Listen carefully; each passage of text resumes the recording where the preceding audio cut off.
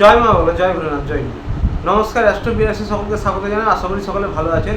আজ আমরা মান্থলি রাশিফল নিয়ে আলোচনা করব এবং আজকে আলোচনা করব 2026 অগস্ট মাস কেমন যেতে চলেছে বিশ্ব রাশির জাতক বা জাতিকাদের সেই নিয়ে।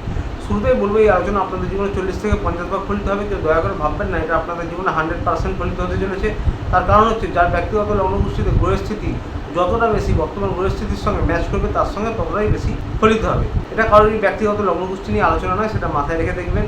এর উদ্দেশ্য হচ্ছে, যা কিছু ভালো রয়েছে তা দেখে যেন আরও ভালোভাবে প্ল্যান করতে পারেন এবং যা কিছু খারাপ বা নেগেটিভ রয়েছে তা দেখে যেন সতর্ক বা সাবধান হতে পারেন।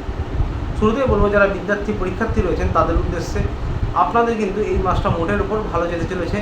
পড়াশোনার ক্ষেত্রে, যে কোনো কম্পিটিটিভ এক্সামের ক্ষেত্রে 17 তারিখের পর থেকে সময়টা ভালো, তবে পুরো মাসটা জুড়ে বলা যেতে পারে সময়টা ভালো যাবে। কিন্তু একটু প্রেম ভালোবাসা রিলেটেড ভিডিও দেখা, খেলাধুলা করা, বেশি গেম খেলা, এইসব জিনিস থেকে একটু বিরত থাকতে হবে।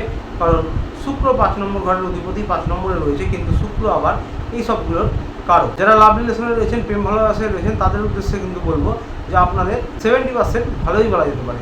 তার কারণ হচ্ছে 5 নম্বর হাউস থেকে এগুলো বিচার করা হয় এবং শুক্র কিন্তু 5 নম্বর হাউসে রয়েছে এবং শুক্র নিজেই কিন্তু প্রেম ভালোবাসা, লাভ রিলেশন এই সমস্ত কিছুর কারণ। কিন্তু শুরুর দিকে একটু রাগারাগি, ইগো সমস্যা এগুলো থাকতে পারে শুরুর দিকে। তারপরে কিন্তু আপনাদের প্রেম ভালোবাসা, লাভ রিলেশন মোটের উপর ভালো যাচ্ছে। যারা হাজব্যান্ড ওয়াইফ রয়েছেন তাদের উদ্দেশ্যে বলবো, আপনাদের এই মাসটা ভালো যাচ্ছে এবং আপনাদের বোঝাপড়া উন্নত হতে পারে। আপনাদের কিন্তু যারা ব্যবসায়ী, মানে হাজব্যান্ড ওয়াইফ উভয়ই ব্যবসা করেন বা উভয় কোথাও জব করেন, তাদের ক্ষেত্রে বলবো যে নিজেদের সম্পর্ক উন্নত করুন। আপনাদের একে অপরের অ্যাডভাইস কিন্তু কাজে দেবে।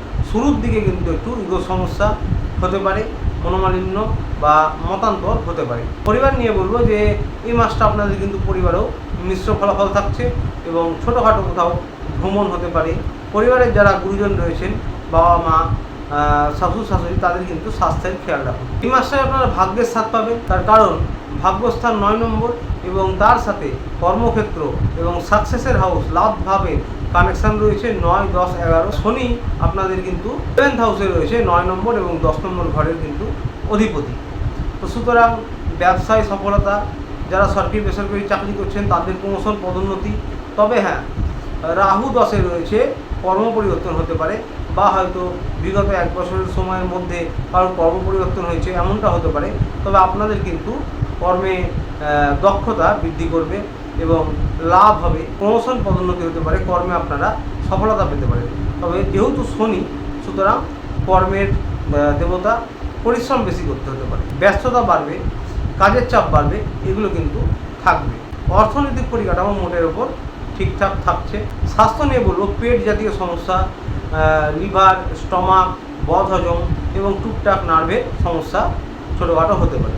বিশ্বরাশির জাতক জাতিকারা আপনারা নিজের ইষ্টের আরাধনা করুন। যারা কোনো গুরু দীক্ষিত নন তারা কিন্তু ওম ক্লিং কৃষ্ণায় নমঃ, ওম ক্লিং কৃষ্ণায় নমঃ এই মন্ত্র প্রত্যহ নিজেদের সুবিধা মতন 27 বার, 54 বার অথবা 108 বার জপ করতে পারেন। বাড়ির ছাদে উঠোনে পাখিদের কিছু খাবার খান, অত্যন্ত ভালো হবে। আসছিল এই পর্যন্ত। ভিডিওটি ভালো লাগলে চ্যানেলটি অবশ্যই লাইক, সাবস্ক্রাইব করে পাশে থাকবেন। দেখা হচ্ছে পরের ভিডিওতে। ততদিন ভালো থাকবেন, সুস্থ থাকবেন। নমস্কার।